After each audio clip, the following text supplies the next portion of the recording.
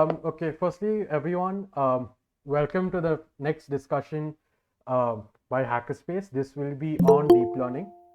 My name is Aditya, but I am not the main presenter today. The main presenter is Prajwal and also Royston. Uh, so today we are going to be talking about deep learning. A lot of you have a lot of questions about what exactly is deep learning, what exactly is machine learning, and how are they different. So just to give you a broad idea on what exactly is deep learning is often considered to be the next step of machine learning, where machines are basically trained to work like the human brain. I'm not going to go into too much details because Royston has already prepared his content for you. But basically, we are going to see about how deep learning came to be, what are the differences from machine learning, and finally, we will look at the two major domains. In Royston is in second year. He is the mentor for computer vision here, along with Prajwal, who is also in second year. Okay, so yeah, we will be looking at the two major areas where deep learning has, kind of contributed, which is majorly computer vision, which is Prajwal's domain, and there is also NLP, which is my domain. So we will also be looking at the two major architectures, that is the convolutional neural nets, which are used to handle images, and find the recurrent neural nets, which is used to handle text. Over to Royston, who's going to start off. Thank you, Aditya. Okay, so before continuing onwards, I'm Royston, and as Aditya told, I'm the mentor for CV and deep learning. Prajwal, if you could go to the next slide. Right, let's start with what is deep learning. I'm pretty sure if you guys have attended the previous sessions, machine learning, artificial intelligence, deep learning are different topics, but they are interrelated with each other. If you talk about deep learning techniques, you can't basically call it artificial intelligence or vice versa. Artificial intelligence is like the entire. If you look at it as a big circle, artificial intelligence is the entire big circle, while machine learning is the second inner circle, while deep learning is the third inner circle.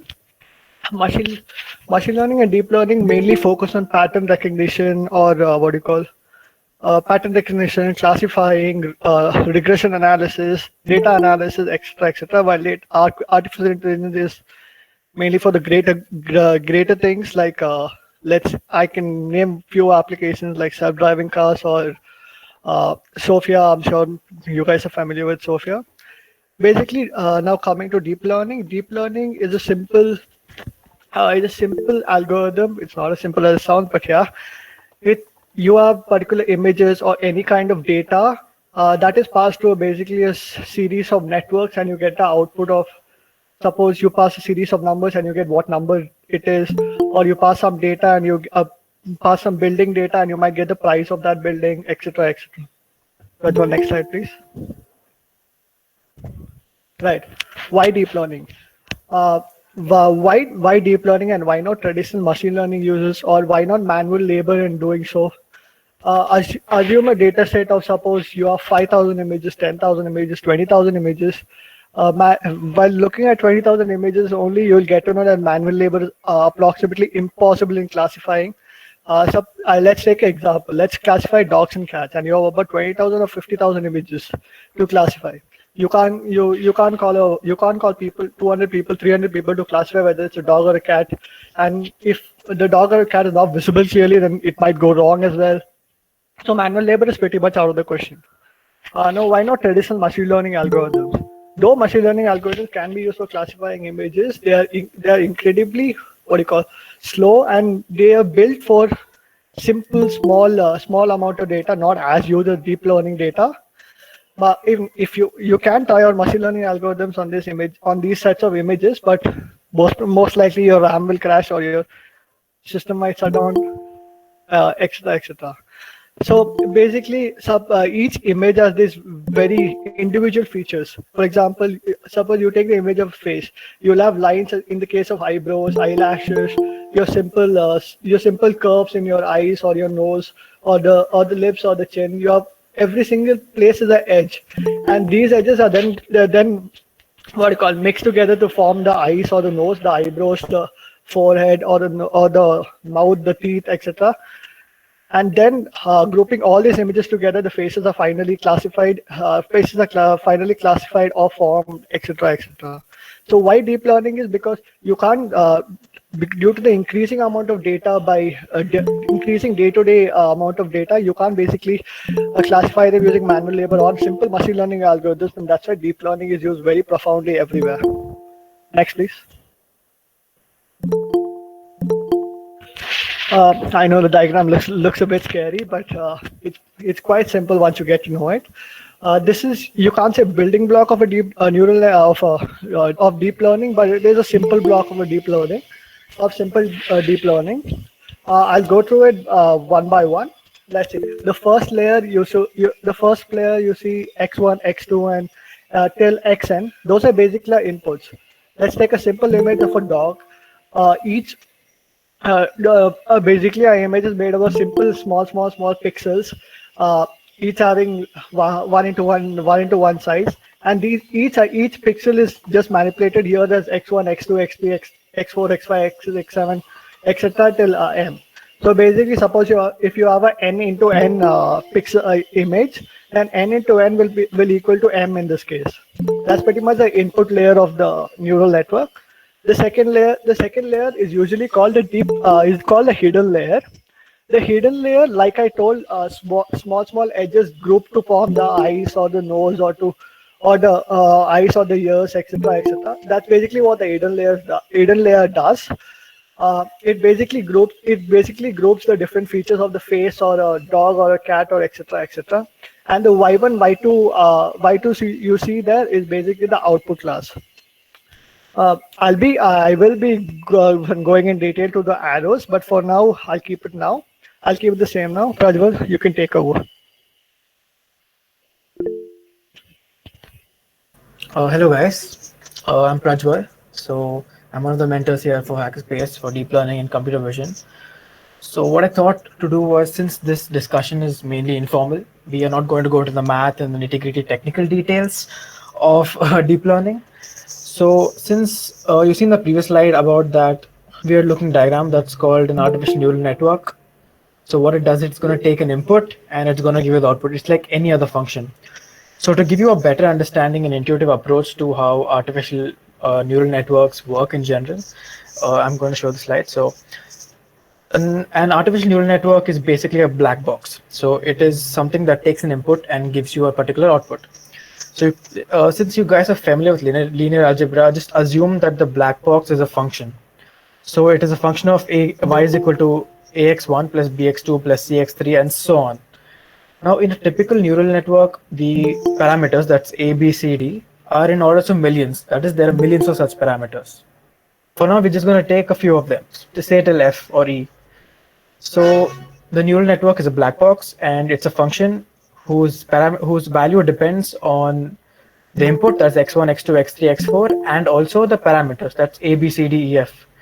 So now how basically a neural network works is, suppose you have an image of 1, handwritten image of 1, and you want to classify, you want to ask a neural network whether it's 1 or not.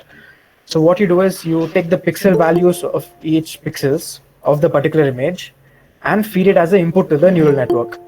As you can see in the previous slide here, you can see in the previous slide here, there's x1 to xn.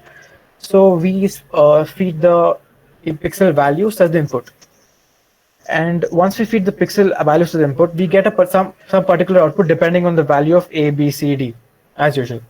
So the main aim here is to find a value of a, b, c, d, that's parameters, such that the output of y would be 1. Because since we're giving an image of 1, we would want the output to be 1. So we need to choose the parameters such that once you give the input pixel values to this particular function, you would get the answer as 1. And similarly, we choose those parameters such that if you give an image of 2, the y value should be 2. And we keep on doing this. So basically, we choose the parameters such that if you give an image of, say, 1 or 2 or 3, the y value should be equal to 1, 2, 3. Now, since this is a very simple example, because it's I can show you only 5 parameters here, but normally there'll be millions of such parameters. and configuring them, all of them in a certain way, will definitely give you the results. So the main aim of this particular thing is to get the parameters, that's the value of these parameters, A, B, C, D, E, and so on, such that when you give an pixel image, it gives you your desired value output. So what do we say when we're training a neural network? Basically, what we're doing is we're giving it thousands of such images, and we are using a very clever algorithm called gradient descent. All the technical details in future sessions, but this clever algorithm, what it does is it takes the image pixel values, and we also give it the output. So it checks, like, is the output of y equal to what we want it to be? If it is not, it's going to use this gradient descent to tweak the values of the parameters such that it becomes equal to what we want it to be. So basically, the whole point of it is to set the parameters such that we get y is equal to 1 if the image is equal to 1. And as you can see here in the right side, so first you give the input, then the black box, and then the output, and the last part is check the accuracy. If the accuracy is not good, you adjust the parameters and you try again. And this is basically what deep learning is. You keep training the model, it keeps getting errors, improving the accuracy, tweaking the parameters, and so on. So implementation of this and the mathematical details of this would be taught to you in future sessions or the intro to deep learning. Thank you. Okay. This part is essentially the main part of deep learning. So please pay attention, and I'll try to go as slow as possible. Right. The perceptron is basically the building block of neural networks, deep learning, AI, anything. Perceptron basically the entire building block on which the entire deep learning world is built on. 1 second, Royston, just 1 second. Yeah. Can you just pause? Yeah. So I'm getting a lot of requests, I am accepting everyone, whoever is trying to join the meeting. But if any of your friends ask you why they're not able to join, it's because when they are requesting, someone else is also requesting. So it's kind of the old one is going away. I am still trying to get everyone to join the call. So let's just wait for 1 or 2 minutes and let me just accept all the requests. The limit on the call is not the issue because there are more than 100 people here and 250 people are supported. It's just that everyone is requesting at the same time, so it's kind of like overwriting the older requests. So let's wait for 1 or 2 minutes and then resume. Until then, you guys can ask any doubts. Is there anything you guys would like us to scroll back and revisit?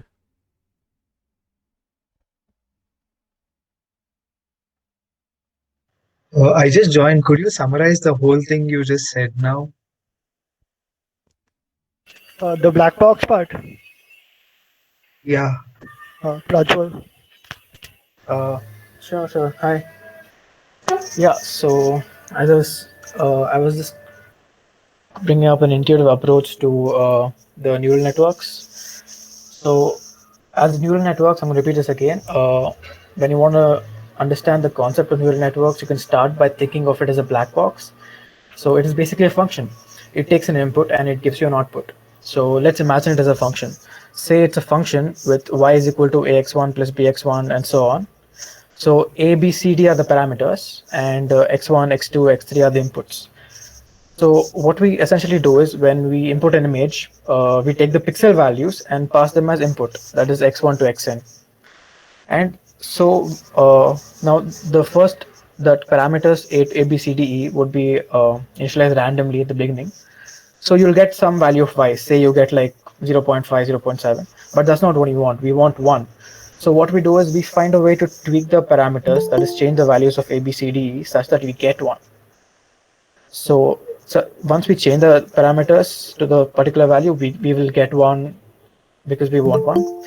And this is the whole crux of deep learning. That is, for example, if you want 2, we have to tweak the parameters such that we get 2. And if you want 3, you have to tweak the parameters and so on. So what a neural network does is, if you look at the right side in the training section, it computes, it's going to take in the input, it has random values of parameters, it's going to give you some rubbish output, like y is equal to 10 or 1000 or something. So now you know the output is wrong, and you ask the neural network to modify the parameters. And this is done by an algorithm called gradient descent, which we'll be covering later. But yeah, so we tweak the parameters and try again. So we keep trying until we get a good accuracy. So that's basically how neural network works. Any doubts? So wait a minute. Is the input an image or a number? So you get an image, and images are basically numbers because each image has pixels, and Yes. pixels can be represented as RGB. Yes. So is the output an image or a number? The output is A an image, number. a number. Number. Yeah. So, any one of you dabbled in machine learning or deep learning before? I went to this workshop Pravega by IISc a couple years ago. Oh, Yeah, like that's the only thing. right. So, what did you learn there? Like, what did they? Yeah, they taught us about neural networks and stuff over there, like how like from the scratch they taught us like how everything is done, and they taught us about facial recognition algorithms and stuff. Right, Like right, they right. did not really, yeah, like the thing you mentioned about gradient descents and all, they taught us over there. But Oh, yeah, I still have the notes though. I nice, am not. nice. Yeah, Yeah, we'll be doing that's gradient descent in the like future sessions. It's kind Okay, of simple. someone is asking to briefly explain what a neural network is. Okay, so I'll probably do this. Prajwal, could you, okay, whoever is there, go to the slide which has the single perceptron. Yeah, there. Yeah. Prajwal, if you could resume presenting, somebody overrid your presentation and yours is Right, right. My bad. Let me just change that. Resume presenting. Yeah. Right. Yeah, I can see it. Okay. Okay, so someone asked what exactly is a neural network. So what you actually see in front of you is popularly known as the perceptron. You can kind of compare it to the neuron in your brain. I'm pretty sure all of you would have studied biology at some level, and you guys know what a neuron is. So what you see is actually known as the perceptron. Also, guys, please stop sharing your screens by mistake too. Okay, Prajwal, can you resume?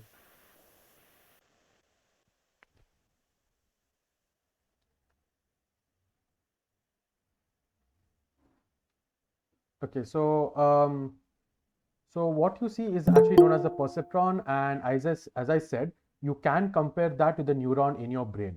So if you can see, there is something called x1, x2, all the way till xm. These are the inputs to the perceptron. Inputs are usually numbers. These numbers usually mean other things. For example, if you are dealing with an image, these numbers could correspond to the RGB values of the images. If you're working with, let's say, something else, let's say you're working with stocks, so you probably have the numbers as prices. And the one on top, that is known as the bias term. We're not going to go too much into what the bias is and what the features are, but basically these things are fed into something known as the perceptron. Now, what the perceptron basically does is it takes in these inputs, it performs some kind of calculation. Not going to go again into the details of the calculation, but basically it again outputs another real value number. This real value number is known as the output of the perceptron. So this is exactly how a perceptron works. Now, what is a neural network? A neural network is basically when you take hundreds or probably more of these neurons, combine them together, and combine the outputs of a perceptron such that they become the inputs to other perceptrons, and you keep doing this and you end up with something like a neural network. I think Prajwal had showed the image of a neural network. Yes.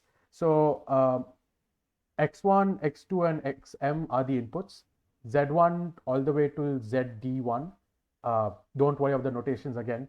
These are again perceptrons, and Y1 and Y2 are the final outputs. So basically what you've done here is you have interconnected all the perceptrons, and that is exactly what is known as a neural network. So the building block is very simple to understand. It is only when you start making all these connections is when it becomes a bit fuzzy, but don't worry too much. We will be showing you how to exactly construct a neural network in the later sessions. I think everyone has kind of stopped requesting for access into the call. So whoever was, taking hold of the session can continue. Thank you. Okay, Prajwal. Right. I think I explained a fair share of the perceptron. I'll just revise whatever he said. Like he said, the x1, x2 till xm are basically the inputs of the say image, some data, some stock data, or what you call building features to get prices, etc. So basically the X1, X2, X3 are inputs, like I said, and the W1, W0 to WM are something called as weights. So each weight is particularly assigned a value corresponding to the particular input. So what the weights and the inputs do is, like Prajwal told in the black box example, they use that linear equation ax1 plus ax2 plus ax3 plus dx4 plus ex5, etc. The ABCD points in that are basically called weights in a neural network, and that's basically W0, W1, W2, WM. Thus, the weights are updated as you go to a gradient descent algorithm, which is completely out of the scope for this session. Will you explain in the future sessions?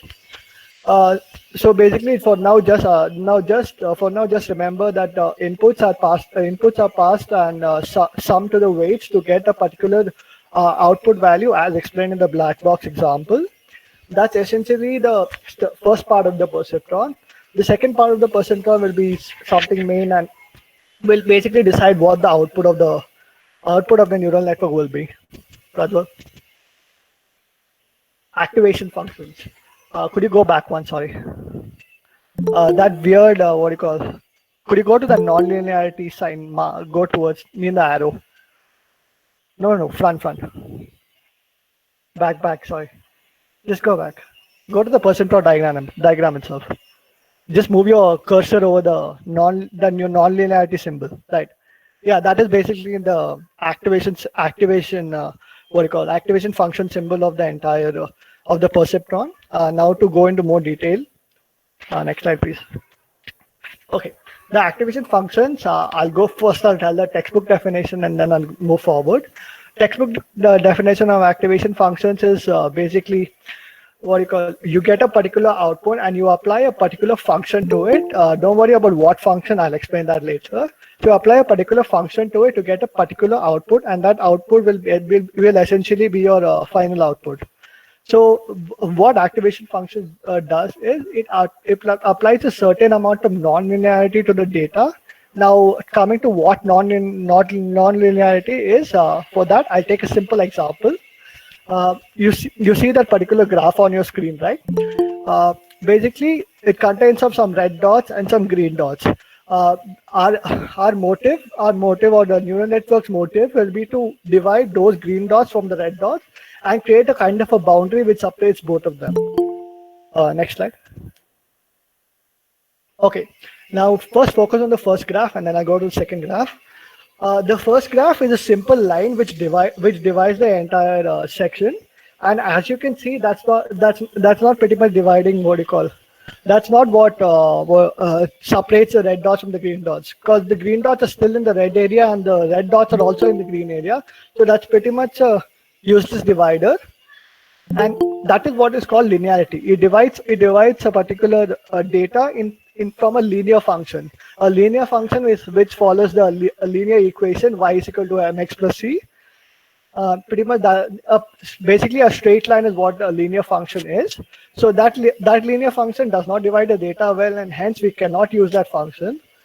Now coming to the second graph. The second graph is what non-linearity basically is.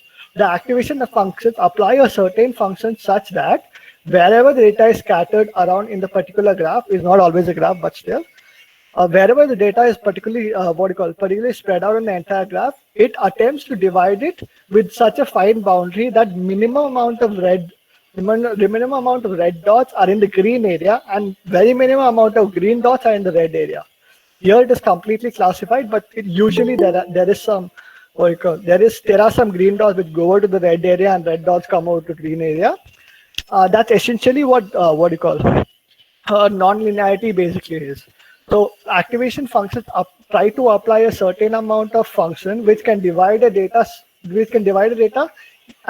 Obviously, this is in case of a classification algorithm, which can divide the data so that there's essentially a very good distinction. Let's say 90%, 92% distinction between the two categories. Next. Coming to what type of functions there are. I won't go into the math too much, so don't worry about those weird equations on this one. on the screen. The first and mostly popular function is the sigmoid function. The sigmoid function always keeps your output between 0 to 1. Why this happen? Why we keep it between 0 to 1 is because suppose you're doing a classify algorithm, that is you're classifying dogs and cats, and you get a certain you want to get a probability that it's either a dog or either a cat. Now, if you get a random number like 2 or 3 or 7, that wouldn't make sense. You will never know if it's a dog or cat, right? So that's essentially what the sigmoid function does. It tries to limit whatever output is given between 0 and 1, so that you get the essential probability to know whether it's a dog or cat. There's a variation of sigmoid function also called a softmax function. I won't be discussing it now here, but it is also very important. The second important function in the slide is a rectified linear unit. The rectified linear unit or the ReLU function is basically a very important function. I think it was brought about around 2005 or 2006. This function essentially brought in the case of non-linearity for the neural networks. This function is usually used in the between layers, also called as hidden layers, to essentially make some kind of distinction or to activate certain neurons in it. Lastly, but easier way to understand activation functions would be the following. Suppose you pinch your right hand or you pinch your left hand. Now, what the job of the activation function is to activate a certain neuron in your body such that you feel pain only on the right hand. If the activation function fails, you might feel pain on the left hand, which is not possible, but still. So basically the activation function's role is to activate a certain neuron so that you feel certain amount of pain in your right hand because you pinched only on your right hand. So that's pretty much the role of the entire activation function. And that's pretty much what decides the output of the neural network. Next. History of deep learning. Deep learning dates back to around 1950s or 1940s, though it did not receive sufficient funding to continue during that period. It prevailed around the 2000s and has been continuing ever since. As you can see, the evolution of the deep learning place, the gradient descent algorithm, which will be explained later sessions, was built around 1952, and the perceptron, the building block of the neural network, was built around 1958. The backpropagation was a revolutionary change in the field of deep learning. There is a paper to it, but it's usually too complicated. It's very too complicated, so I wouldn't recommend reading it now. That pretty much changed the backpropagation algorithm changed the face of deep learning, and it's been exponential ever since. The 1995 paper on convolution neural networks almost completely changed the face of images. The three faces on the screen are Yoshio Bengio, Geoffrey Hinton, and Jan LeCun. You can consider them as the godfathers, the fathers of deep learning or anything. And I would also recommend seeing Geoffrey Hinton's lectures on deep learning. Those are just amazing, and you would not regret watching it once. You'll see these three names. You'll see these three names very often in the deep learning world, and like I said, they're pretty much the fathers of deep learning. Just to add to that, just to add to that. So if all, okay, so far, do any of you guys have any kind of questions?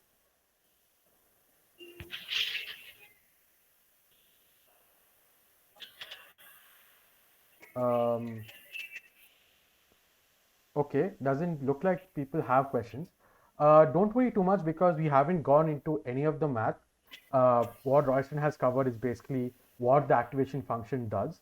And in a simple line, the activation function is basically the fundamental component which helps the perceptron to learn. It helps it learn any kind of function. Someone asked, what is backpropagation? Backpropagation was a revolutionary algorithm which was used to actually find the weights.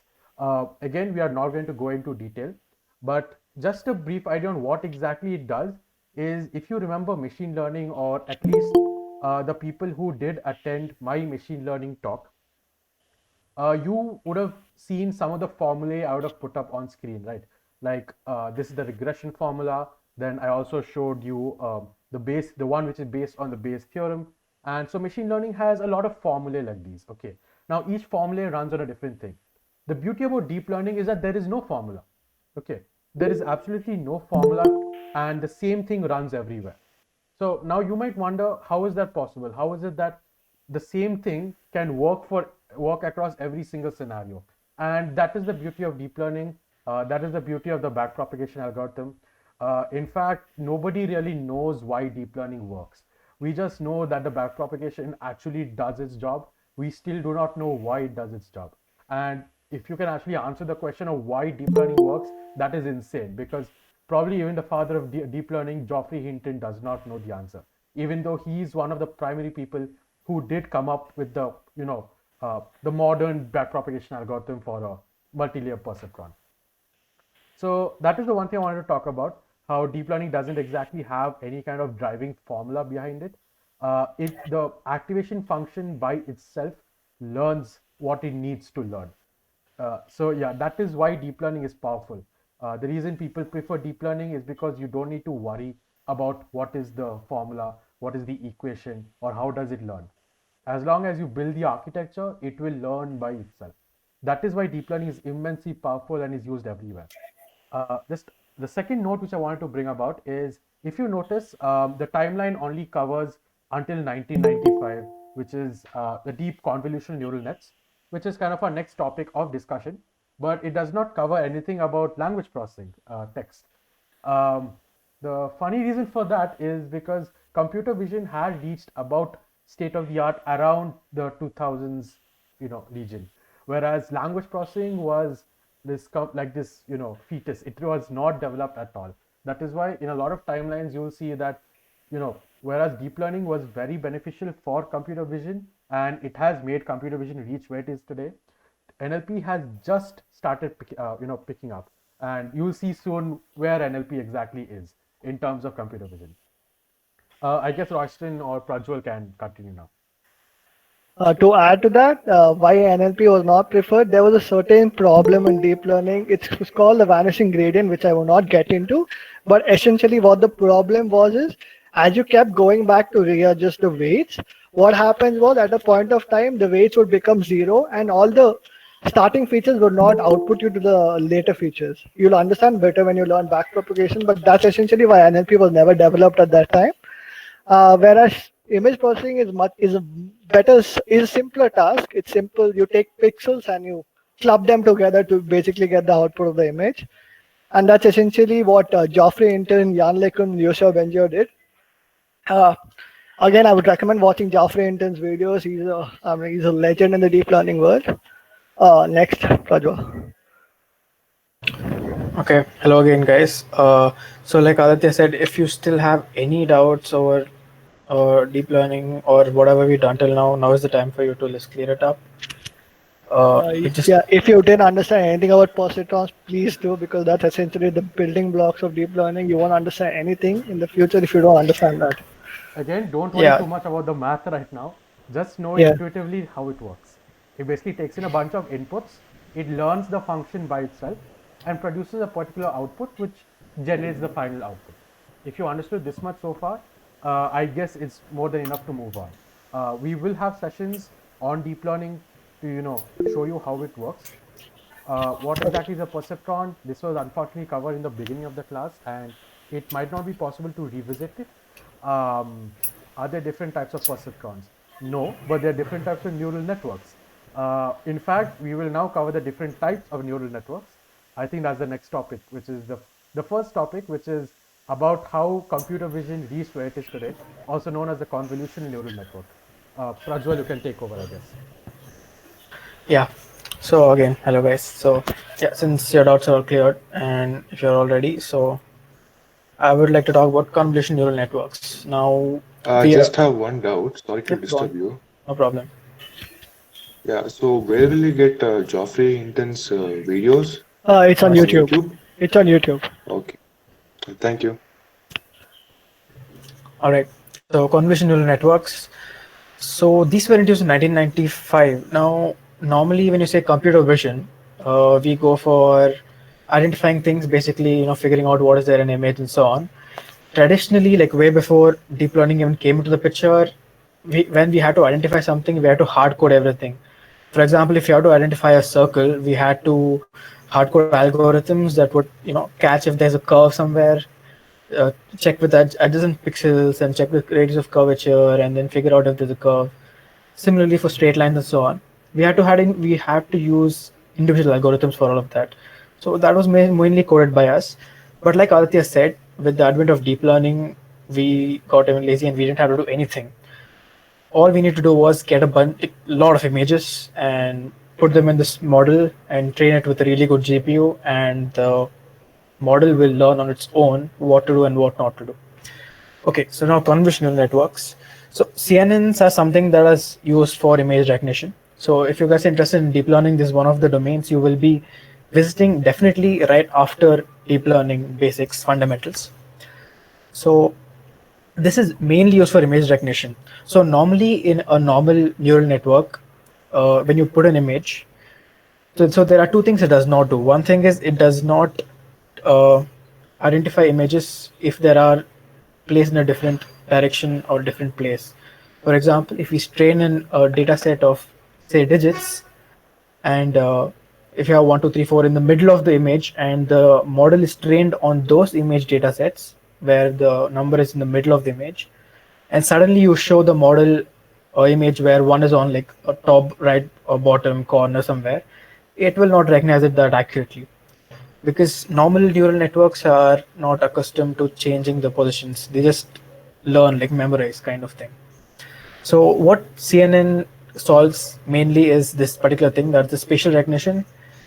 If you, so for example, train it over a picture of say circles or tires, and then you present, after training it completely, you present it with an image of another circle in a very different position, like right different from any of the training images it has ever seen before, CNNs were still identified, right? Now, yeah, so this was introduced in 1995 by Yelekun and Yoshia Bengio. So like Rostin said, they were like the godfathers of deep learning, really big deal. And but seriously, CNNs was kind of most of the deep learning is inspired by biological models. So intuitively, it works like this. So what they figured out in the biological research was when a humans, like we see something, say we see a car. So how do we identify it's a car? So first we look at some things that make it a car. For example, we look at wheels. Now, how do we know if what we're looking at is a wheel? We know in our mind that wheels have circles, so we look at circles. So how do we know what something is circle? So in our brain, we already have something that we know that something is a circle. So it is something like, we don't exactly look at one thing and take the whole grasp of it, but we simplify it into many different things. So if we see a car, we first identify it with the help of wheels, and wheels we identify it with the help of circles and rims and bolts, and it keeps going on, if you get my gist. So this is exactly what CNN does, right? So it does this with the help of something really clever thing called kernels of filters. So I'll just show you in the next slide. Right. Now you can see, yeah, for example, there's an image, right? You see the green matrix is an image, and on your left side is small kernel or a filter.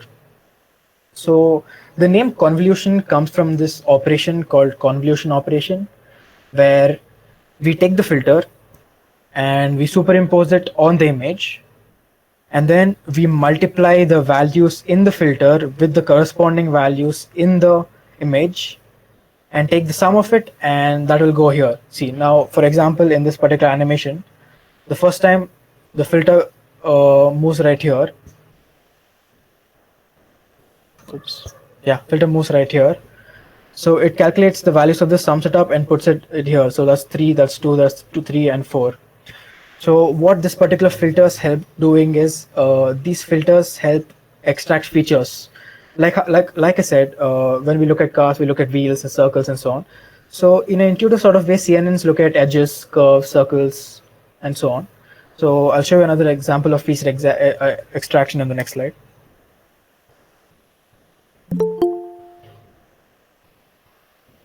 Okay, all right. So here you can see the feature extraction and the using CNNs. So here we have an image of, okay, these are not exactly completely done, but in the bottom image you can see that there's an image of a temple, and once you pass through a CNN, it kind of traced out its features in one of the layers, and it keeps doing it in subsequent layers, and that's how it identifies it. Now I'd like to tell you that don't break your head too much about what is a filter and how, why is this really complicated diagram and so on. All you need to know is a CNN extract features, and then those features are then used to decide whether if it's something we know or not. So I'll show another example, final example before I wrap up CNN.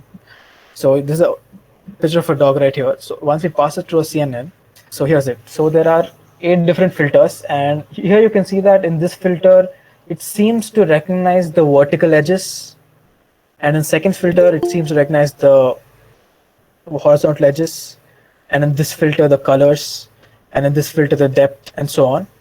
So what these filters do is they go over the image like I've shown here, and they bring out this feature map, which is like a better version of the particular image with more detail. So in this we can see probably the vertical lines are highlighted, in this the horizontal lines are highlighted, and so on. And we typically use a bunch of filters, not just one. For example, you can see here that we have one filter mapping from input to this. We have another filter mapping, one more filter, one more filter. So we have like 4 filters there. So here also we have around 3 filters layers, and each layer has around 8 or 16 filters. So as the image keeps moving through the layers, it's gonna become more crisp, and it's gonna break it down into more simpler parts. For example, this is the high level part in the first layer. As you can come to the last layer, the last convolution layer, you can see that they have broken it down into something very fundamental, like lines basically, so that it'll be easier to identify. So remember what I said about cars and wheels. So this is pretty much like this. So here you're recognizing the wheel, here you're recognizing the circles, you're recognizing that circles are made up of curves, and so on. So this is basically how a convolutional neural network works. You can look up videos on YouTube about this. It's really, really interesting, and it's really useful for computer vision if you're diving into deep learning. And I'll be covering more of this later. So for now, I'm going to pass it over to Aditya for recurrent neural networks. Before we move on to RNNs,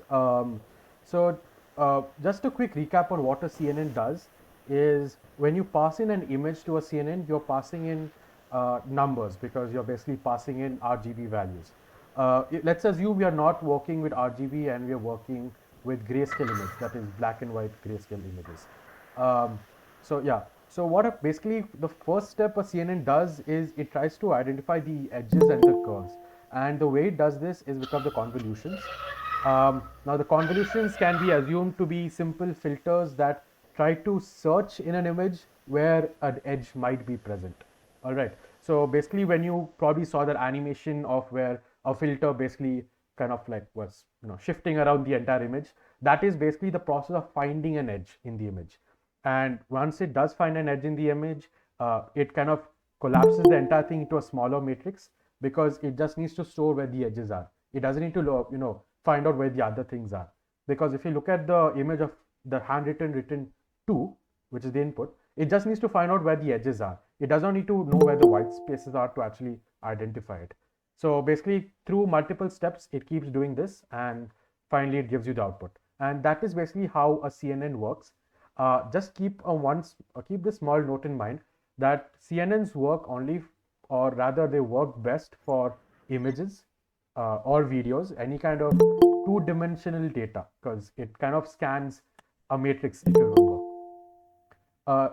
Does anyone have any questions regarding CNNs? Now is probably the time to ask because we will be moving to the next architecture. Which I Yeah, I had a question. I wanted to know how you would set the values for the filter kernels, or is it something predefined? For the filter kernels, well, yeah. So like I said, deep learning is mostly training the model. So at the beginning, the filter kernel values, here I predefined it, but normally they would be initialized randomly at the beginning. Okay. So when you keep training the model itself changes the values of this kernel so that we get the best result. Okay. So the values remain changed they remain the same for every time it goes around, right? Not same. Uh, It's kind of like weights, as explained in the initial neural network. Yeah, yeah. So as it goes back, the kernel values keep changing to what you call to fit to get the perfect output. Okay. Yeah. Thank you. So these filter values can also be modified to actually search for the image. You will learn more because Prajwal will be talking about CNNs in the much later sessions when we cover a bit about deep learning and then we start CNNs. Okay, any other questions on CNNs? So what kind of a neural network does a typical facial recognition software use? So a typical one would basically contain a CNN itself. It will not use the basic feed-forward network because, uh, you know, as Prajwal highlighted, you cannot really use a feed-forward network for this purpose because, the alignment of the faces might change and stuff.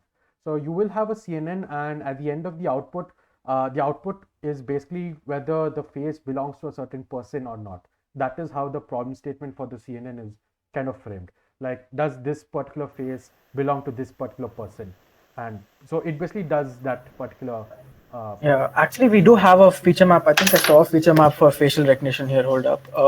In the initial slides, there was Prajwal, one sec. Could you yeah. please stop sharing your screen to Tabriz Qureshi? Oh, hello.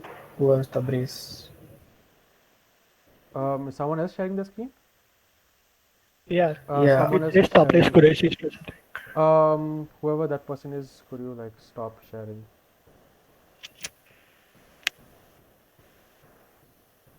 Prajwal, I Um, think I can override it. I know. it is being overwritten Oh, you actually. cannot see my screen? I can actually see No, you Prajwal's can. screen. I Yeah, I can't think see mine is Jar's. lagging. Yeah, just click on my thing, I guess. Otherwise, yeah. So you're saying for facial recognition, right? So, like I said, these are one of the CNN layers. Like the mid-level features, high-level features you see here are actually taken from a CNN which was trained for facial recognition. So you can see that the CNN has learned in the kernels to identify eyes, nose, eyebrows, teeth, ears, and so on. And then later it has identified how to, it has learned how to identify facial structure as a whole itself. So usually CNNs are really well suited for facial recognition.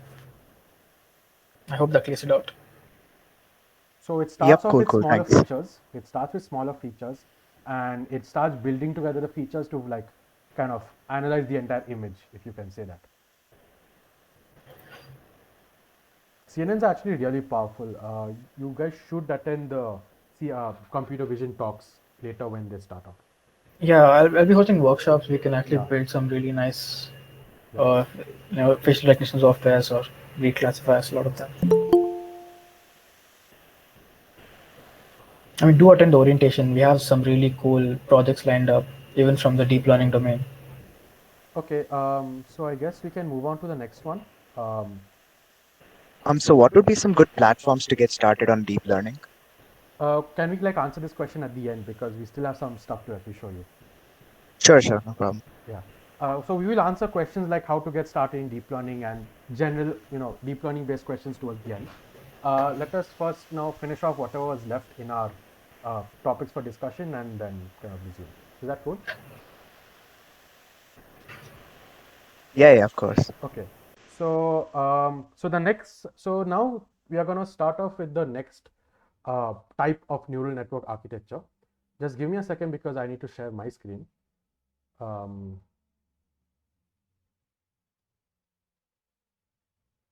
Oh, Tabriz is still presenting. Is he even on the call? He is on the call if he is present. Is he active on the call? You can probably remove the presentation. I'll just overwrite over it. I'm guessing Aditya can. I can, but thing is, the 87 participants and it's already lagging a bit. Can you guys see my screen? That's more important. Yep, clear. Yeah. Yes. Yes. Okay, so that's good. Let me just check quickly if recording is still going on. Yes, recording is still going on. Cool. Okay, so let's start off. So I'm going to be talking about the next type of neural network architecture, popularly known as the RNN or the recurrent neural network. Before we start off, just a fair advisory, RNNs are much more complex than the CNNs. Uh, don't want to scare you guys, but it is hard to CNNs is they're kind of mathematically they are slightly difficult to understand. uh, Intuitively they're kind of easier. RNNs, it can get tricky for both. Okay, so let's talk about CNNs. So CNNs, as we have seen, or as Prajwal showed, they work extremely well for computer vision based tasks. That is, whether you want to identify the figure of a face, or you want to identify a dog or a cat, or so on. So if you have basically listened so far, you'd have realized that it works for spatial data. That is data which is across two dimensions, images and videos. But what about data that differs through time? Patterns that change through time, patterns that have different values over time.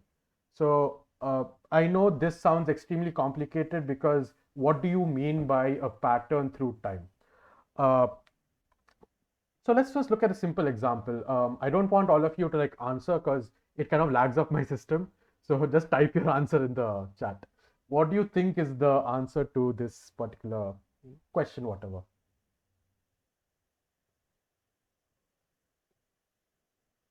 Like, what goes into the blank?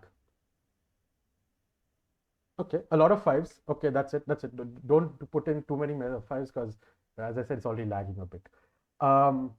Okay, so that's good. The answer is 5. So what exactly happened? Okay, so let's just look at what exactly happened in this small example. You were able to predict the next number in the sequence. Right? It was very easy. You were able to just 1, 2, 3, 4, and you were like, hey, the next number is 5. Does RNNs deal with videos? No, RNNs don't deal with videos. I'll come to it a bit later. You will see why. Okay, so continuing about that. So you were able to predict the next number in the sequence. But how did you exactly do it? The first thing is, you obviously knew that the sequence of numbers belong to the sequence of natural numbers. That is a bit of domain knowledge. That is a bit of learnt knowledge, you could say. But the question is, how did you identify the sequence to be the sequence of natural numbers? What was the pattern you looked for?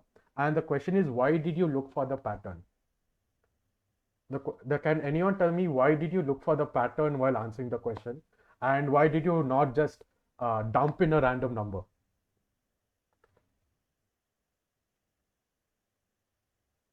So I know it's getting a bit fuzzy to understand, but you kind of need to know the intuition behind To maintain uniformity. There were no multiple answers to the multiple numbers to a question. Yes, our brains are evolved to see patterns. That is good. Yes. So is it because of experience? A bit of experience, but mainly because we look for patterns when we look at sequences.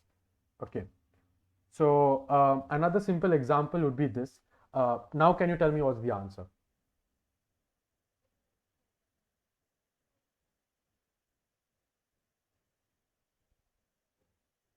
Okay, 8,6. Good. So as you can see, that's right. Someone used the right word here, Aditya Goel. So this is a classic example called of ambiguity. Ambiguity is basically when you do not know the value because you do not know the pattern. Okay, or basically you haven't scanned enough of the pattern.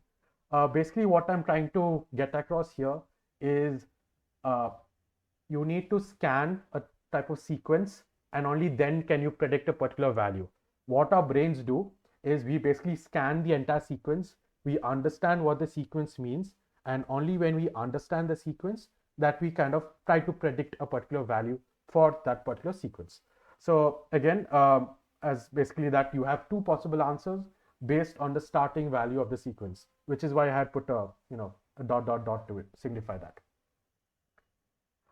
So let us get into what exactly is a sequence. A sequence, in very basic definition terms, is a collection of objects where the order matters. This is very important, the part which is in bold. order matters in a sequence because the change in order in a sequence can lead to different numbers. For example, if I reverse the order of natural numbers, you will predict a different number, right? Okay, so far is everyone following? I have tried to keep the slides as minimal and simple as possible. Hopefully all of you are following. If you are not following, feel free to stop me. Okay, so what exactly is a pattern through time? So a pattern through time is basically when you have a sequence, but every item in a sequence can be considered to be an element at a particular time step. So you can say that the 0 or the number 0 here occurs at time step t. The number 1 occurs at time step t plus 1, 2 occurs at t plus 2, and so on. So you can say that a sequence varies through time here. You can say that at one particular instant of time, this sequence will take a particular value. If let's say small t starts with 0, then at 0 you have 0, at 1 you have 1, at 2 you have 2, and so on. So far has everyone understood this particular small bit so far? What is exactly a pattern through time? Yes. Okay, good. Okay, that's good. This is actually the fundamental of how you actually train an RNN. So if you have understood that, that's very good news. So sequences are basically patterns through time because text is a sequence. Okay, what are time steps? Time steps are basically this individual t, then t plus 1, t plus 2, t plus 3, and so on. These are basically the small, what do I say, time stamps in a way, you could say. At every individual unit of time, that time can be anything, whatever you want to assume to. Is it like a variable? No, it's kind of like a fixed axis. When you plot a graph and you take like on the x-axis, one particular value corresponds to one particular value on the y-axis, you can assume it to be something like that. Although it's not exactly something like that, it's kind of like a rough example. I'm just spitballing here, but yeah, basically that.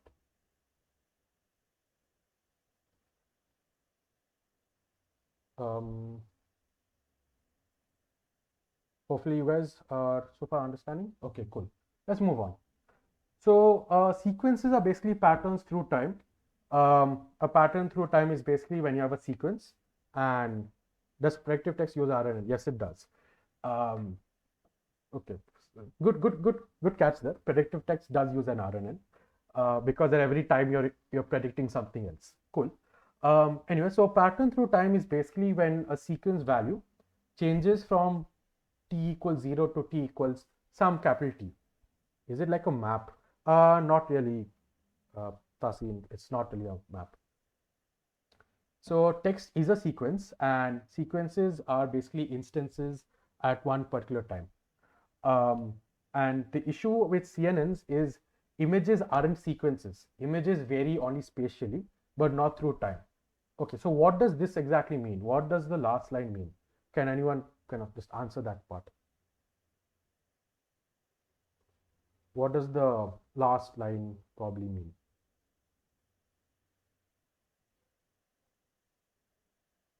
Nobody? Does it have something to do with that images just change their position in a certain space and not exactly? Yeah. So basically what I'm trying to say here is an image can only vary spatially. The pixel values don't change with time, not exactly. But what we're trying to say here is basically, let me just move to the next slide. Yeah. So when you're working with, let's say, multiple pictures of anything for that matter, whatever different characteristics you can have, they will differ spatially across the same image. So if you have multiple pictures of, let's say, the same dog, the dog is going to remain a dog. I mean, the dog might be standing, it might be sitting, it might be rolling on the floor, but the features will never move out of the image, right? The features will always remain inside the image. That is why they're called spatial patterns. That is, they differ across space. They differ across the 2D matrix, which holds the image. But the issue is, okay, basically the dog will never turn into a cat, right? If you take 100 pictures of a dog, no matter whatever way you look at it or when you look at it for that matter, the dog will never turn into a cat. right?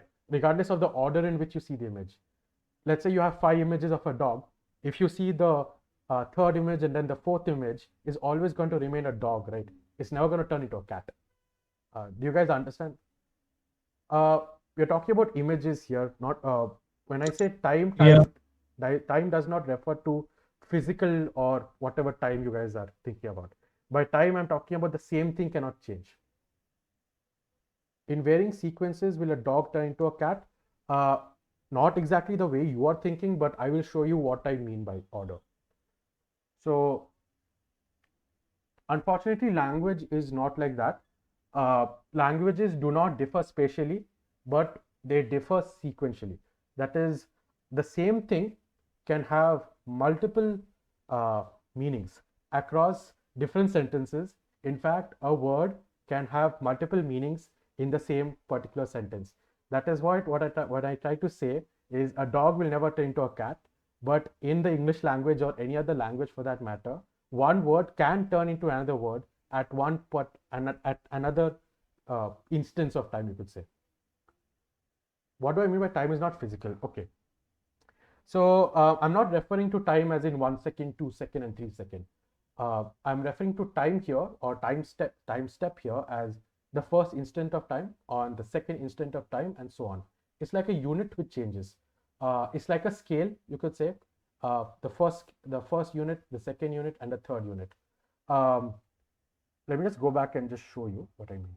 So if you have a sequence here, by time step, we are not saying that the number 0 occurs at 0 seconds. We are saying that the number 0 here is if there is a particular timeline, the number 0 here is the first unit in the timeline, or wherever the first unit is, that is where the number 0 occurs. Wherever the second unit is, that is where the number 1 occurs. Wherever the third unit is, the difference between timestamps is a constant. Yes, it is a constant. It differs from problem to problem what you're trying to solve. If you're working with text, these are words. You work with words in language processing. So the difference between each thing is one word. So the number 0 you can replace with one word.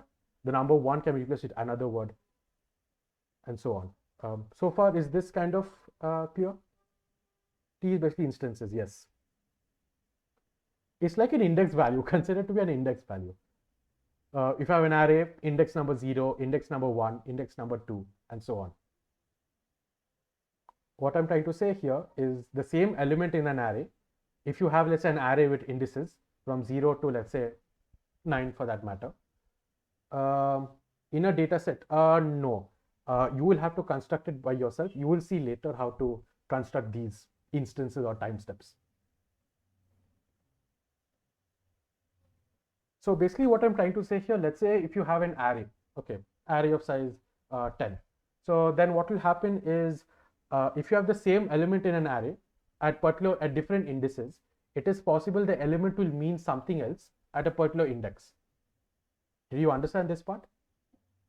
The element can mean something else at some other index.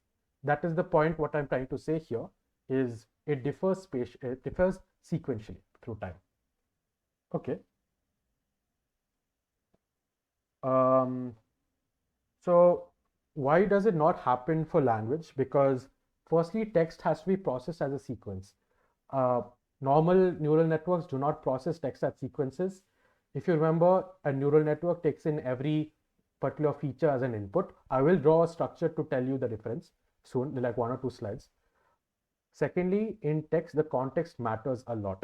The context actually, context can actually determine the meaning of a word. The second thing is convolutional neural nets as well as normal neural networks do not hold information. They take in a particular value, do a particular computation, and then produce another value. If you remember, that is what we've done. But we need to find a way to retain information. Why do we need to retain information? You will see in the next few slides. Words can display polysemy. That is, the same word can have multiple meanings. Again, you will see soon.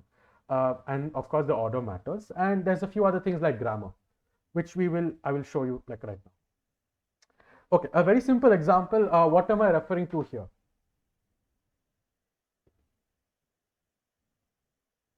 Just type it out in the chat. what am I referring to by this word? Could be the country or the bird. Yeah, okay, okay. I found an answer which I was looking for. Wait. Yeah, the bird, because T is not capital. Okay, let's hang on. So we can refer to the bird. Someone said yummy bird. Nice. Okay, so it can refer to the bird. It can also refer to the country. But then someone said that the T is lowercase, so it is probably the bird. But what about now? If I just gave you the word turkey, how would you figure out? Are you guys understanding what I'm trying to say through these particular examples?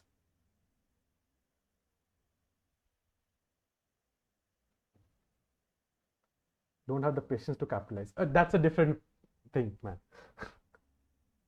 Okay, so context, yes. Context is very important. And over here, context is basically the pattern. So when you have a sequence or a pattern in text, you look for the context, and only through the context you are able to kind of identify what it means. And the context here itself serves as the pattern, or basically the pattern through time. So basically, if you consider every word to be a particular element in the sequence, then the first word is at time step t, the second word is at t plus 1, and so on. Someone raised a hand. Yes? Are you guys like playing with that feature, or do you have a question? Do you guys want me to like repeat anything? Just feel free to ask. You can unmute yourself.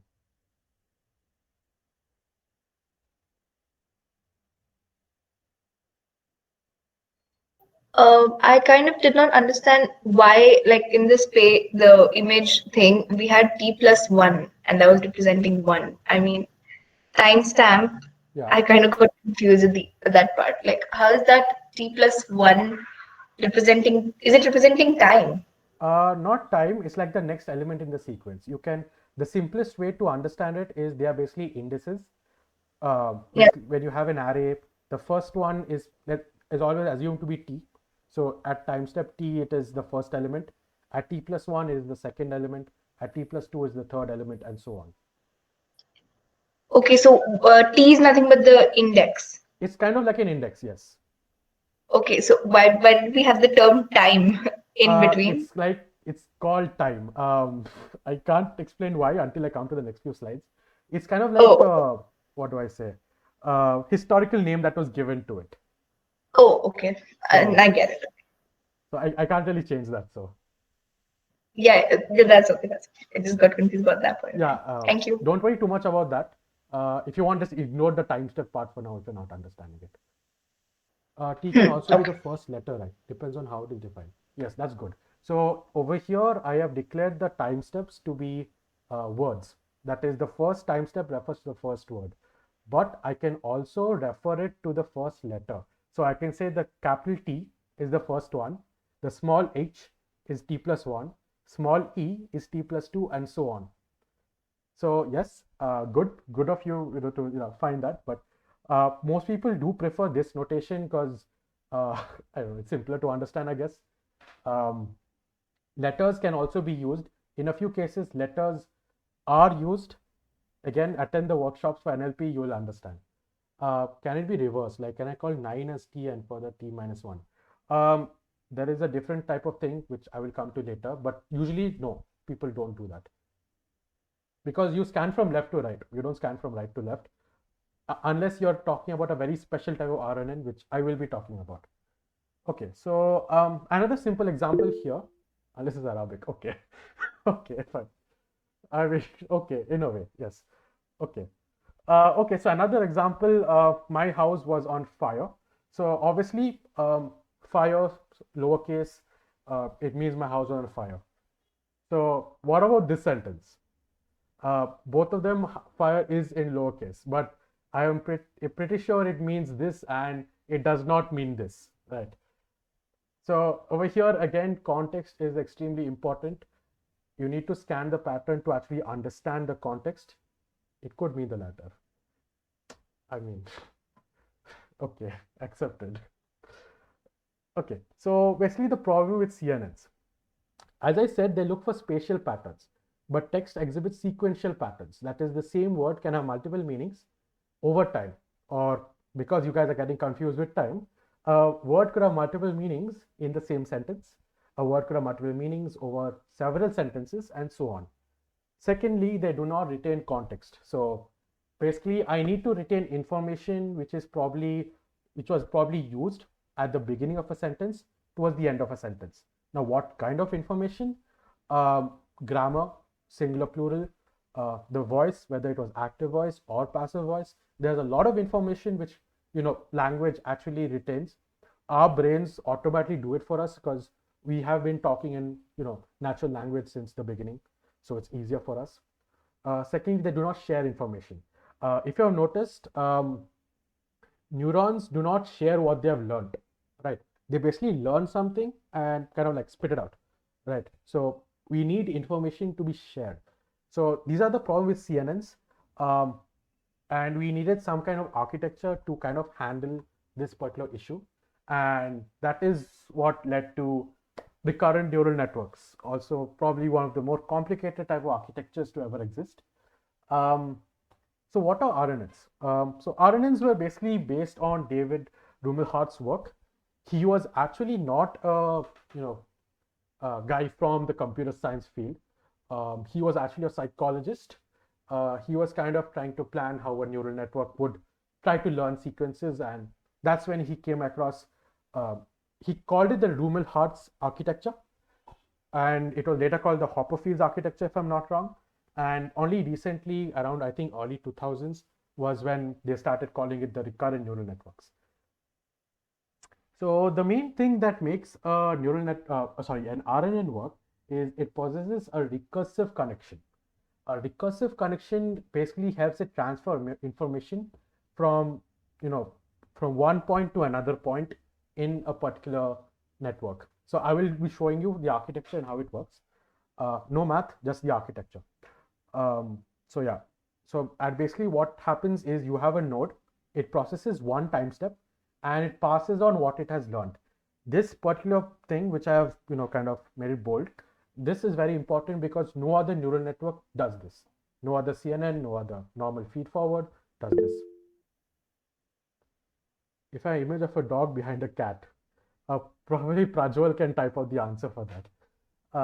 I will continue with this because we have to end by like 6:40-ish, 6:45 max.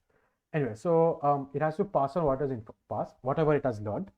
And if you remember, I had said that in a normal neural network, neurons combine together to form layers. In this case, no. Nodes combine together to form layers, and neurons combine together to form nodes. So again, it's a bit complicated, but I will be drawing the architecture to actually show you what an RNN looks like. The reason I'll be drawing it is because you guys will actually understand more if I draw it step by step. Okay, so I hope all of you can see the blank slide. Hopefully you guys can see. Okay, I'm going to switch to a pen. Yeah, you guys can see. Cool. So let me just test if it's writing first. Yeah, okay, it's writing. Okay.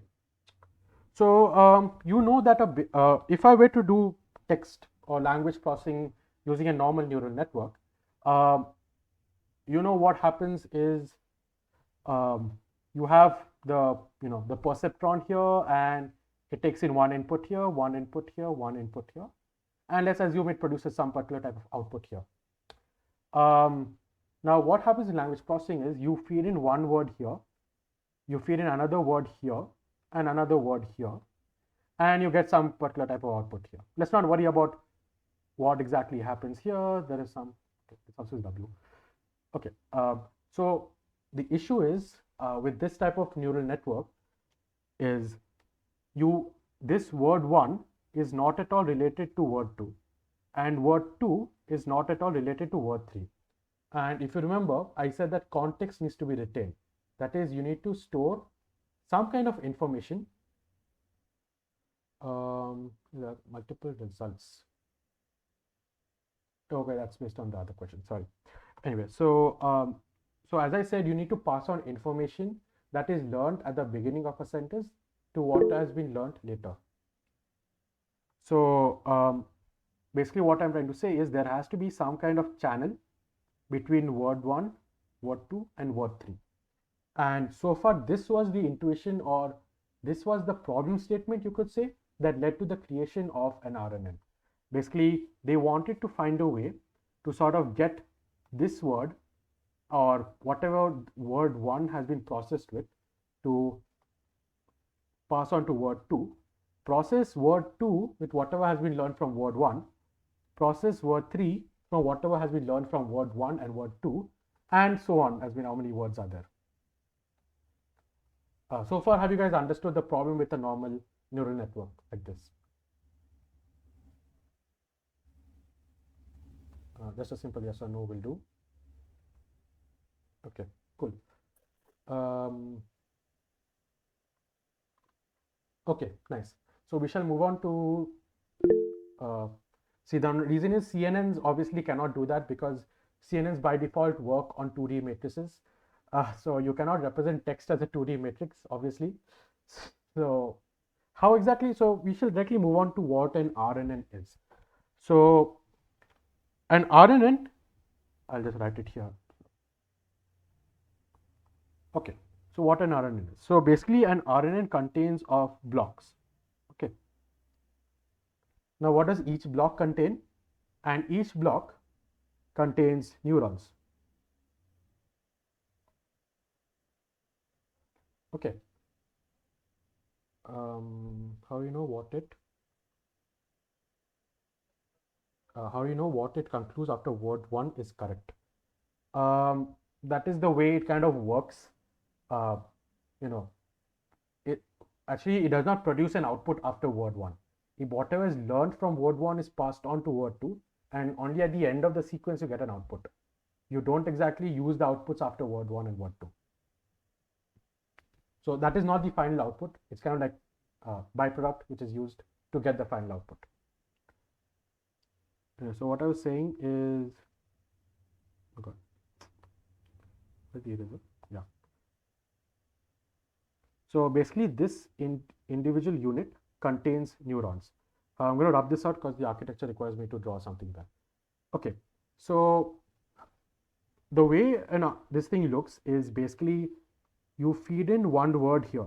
Okay, so let's assume we have a sentence and it has word 1, word 2, all the way till word M. All right. So what you do is you feed in word 1 here.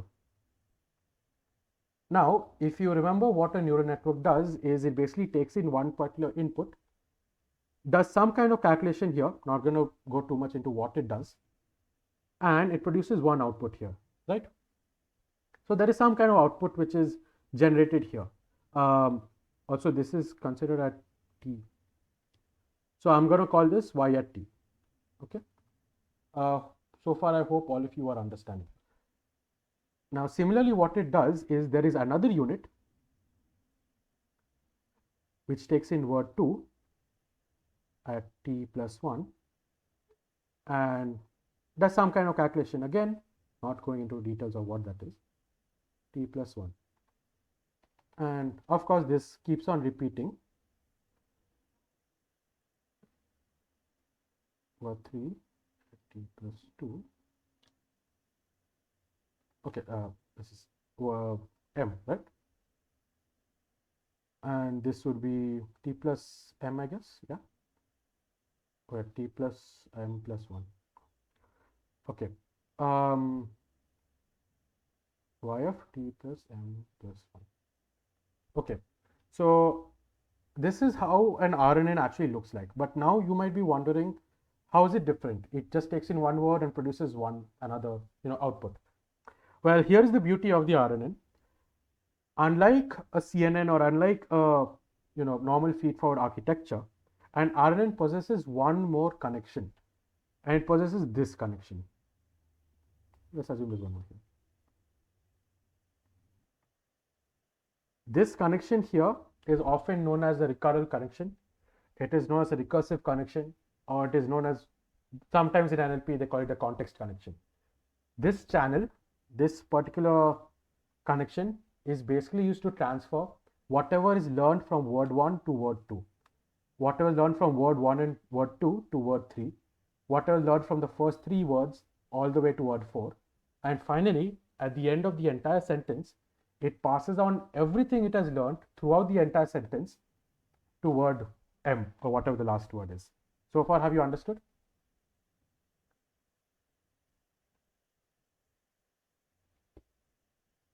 Is there a separate unit for each word, or the same unit does the calculation different time steps? There is a separate unit for every word. That is why RNNs are also computationally expensive.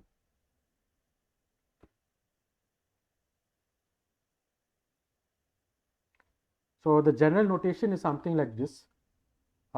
It's some input at time t and some output at t. This is the recursive connection, just basically unroll it to whatever length you need.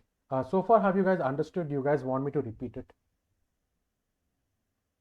Like, is there anything you guys want me to like cover again? So just to give an example of the text, what was the sentence? Virat Kohli is on fire, I guess. So Virat would go here, Kohli would go here.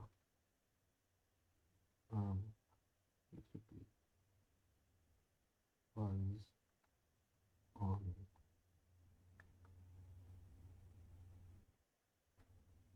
So yeah, anything? You guys want me to repeat anything about the RNN architecture? I'm not going to go into the math, and please do not go home and don't look up the math, please. It is very complicated. Do not look up the math because you will get demotivated. So want to ask, what is that result that we're getting, Y and T inside? You mean this one, right? Yeah. Yeah, so that depends on the type of task you're performing. So if you're performing, let's say, a text classification task, then it's the class of the text, 0, 1, 2, 3, and so on. Sometimes you might be predicting a value. For example, if you're predicting, let's say, the sentiment value, right? How positive or how negative. The value will be anything from -1 to +1. So it depends on what type of task you are performing. It trains to output that particular value. Oh, so basically these outputs help us do the further calculation, or? Sorry? So these output, like the Y thing, that helps us in. Yeah, these will output other stuff. Don't focus about this. This will output the actual value. Okay. And in fact, you do use these in another type of problem, but now going to go into what that solves. Okay, so so this is a basic forward RNN. Okay, a forward RNN because the connections are in the forward direction. But what if I need information in the backward direction? That is, so basically what a forward RNN does is, let's say I am at this particular instant, I will learn from everything from, let's say, this time step to this time step. I will learn whatever this has learned. But what if I want to use future information? What if I want to use information that is here? Any idea what to do? About the grammar, yeah. Okay. So yes, there is something known as a backward RNN. As the name suggests, the connections are simply in the backward direction. So now that I've told you, that there's something known as a forward RNN. Just a basic example. Can you guys think of any place where you will need past context to sort of predict a future particular thing? It's something you guys use every day. Stock market? Yes, in a way, correct. In terms of text, predictive text, good, correct. So your phone. Google search. Yeah, predictive text, the same thing. So that's the correct thing. Your phones actually use a very basic model based on the RNN actually to predict text and give you the next word. If you stick around for the workshops, that is one of your workshops where we'll be teaching you how to do that. Anyway, so there is also something known as a bidirectional RNN. So a bidirectional RNN is basically when you have both sides. Now you might be wondering where this is useful. Bidirectional RNNs are used for fill in the blanks. So if you have, let's say, a forward RNN, you basically use whatever word is here to predict this word. If you have a backward one, you basically use whatever is here to kind of fill up here. But if you have something like this, then you need context on both sides. So you scan this way, you understand the future. You scan left, you understand the past. Also, some of you ask me, why is it called time step? Because in popular terms, they are known as past context and future context. So I hope now you understand why they are called time steps and why they're called, instances in time. So it is known as the future context. This is future context, this is past context, and this is both past and future context. That is the name kind of given to it. Any question about the bidirectional RNN? By the way, the backpropagation in RNN is not simple. Again, do not go back and search for that. So backpropagation in feed-forward networks is simple because, in fact, Geoffrey Hinton had proposed a sort of formula, which it's not exactly a formula, it's an equation that gives you the direct results of the backpropagation. That does not work for CNNs, but people have been able to create simpler versions of the equation for CNNs. Unfortunately, in RNNs, since we are doing it through time, what happens now? Just to give you an idea, backpropagation is basically chain rule. Okay, so you perform chain rule multiple times to sort of get some particular value. In an RNN, this backpropagation is given another fancy name. In RNNs, it is known as backpropagation through time. The reason it is called backpropagation through time is firstly because of the past and the future and the time steps comparison and all that. And secondly, you perform backpropagation on the backpropagation formula, and then you use the backpropagation result to again perform backpropagation on the backpropagation formula, and so on. So it leads to a very complex backpropagation equation which you do not want to look up, at least not right now. Okay, so far is everyone following and so on, whatever? Has everyone understood what the RNN is and how it is able to pass on information that it has learned? Okay, that's really great. That's more or less on RNNs. I've simply created empty slides. Okay, so this is basically, an RNN, how it looks like. This is the recursive connection on the left. This is the shorthand notation in a way, and this is the longhand notation where the V corresponds to the state that is passed on or the information it has learned, and as you can see, it produces an output at every step. Don't worry of the notations. I just needed an image to show you. Okay, so what are the problems of the RNN? So now the issue is RNNs are built to sort of retain information learned. What is being unfolded? Okay, so what you see on the left is actually the shorthand notation.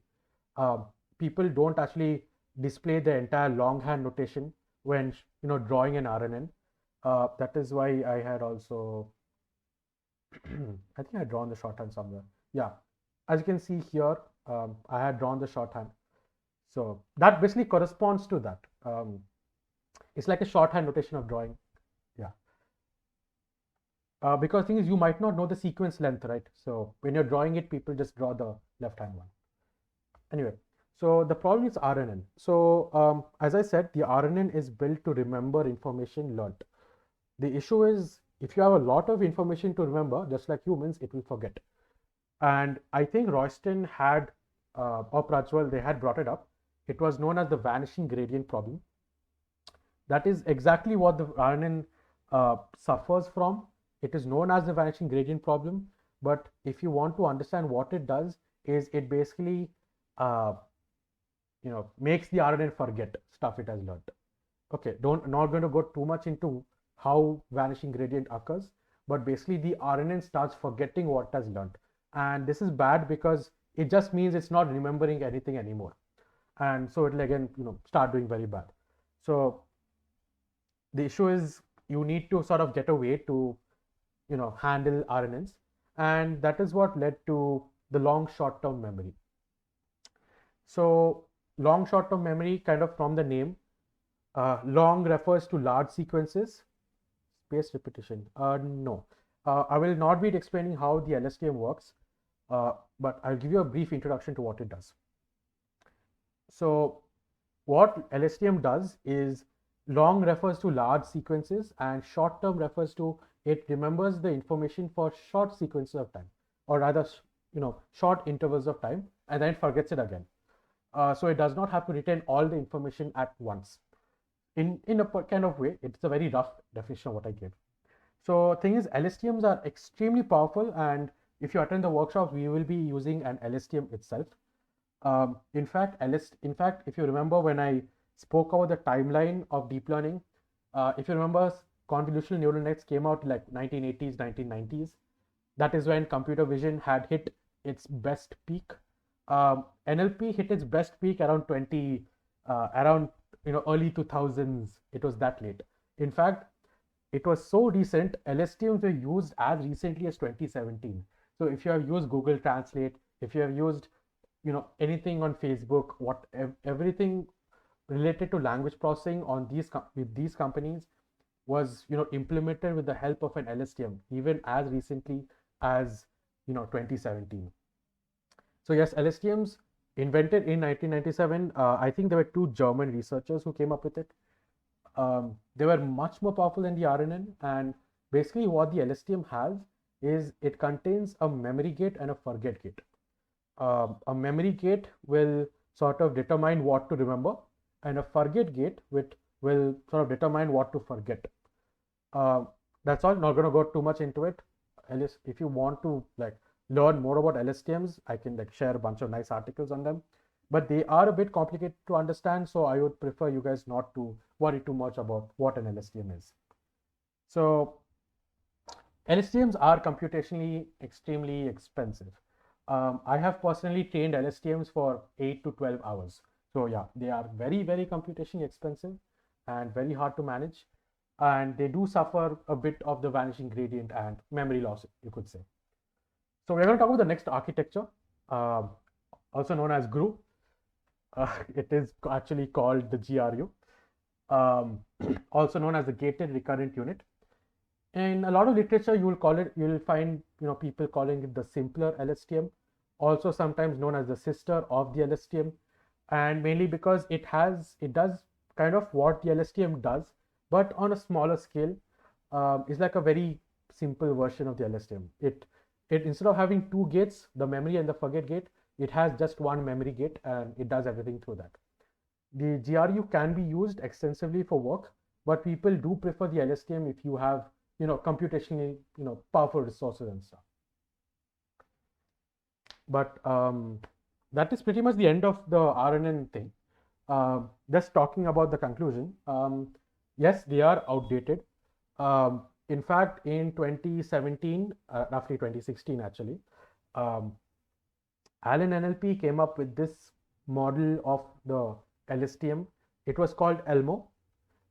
It was actually the first in line of the various NLP models which are named after Sesame Street characters. It was known as ELMO. Allen NLP's model. Then came Google, who basically took ELMO, added a few other components to it, and came up with this revolutionary architecture called the transformer. Transformers are currently state of the art. Transformers are used to build every major NLP product that exists today. So if you see any kind of NLP application, you definitely know it's running a transformer. So yes, LSTMs and GRUs are on their way out.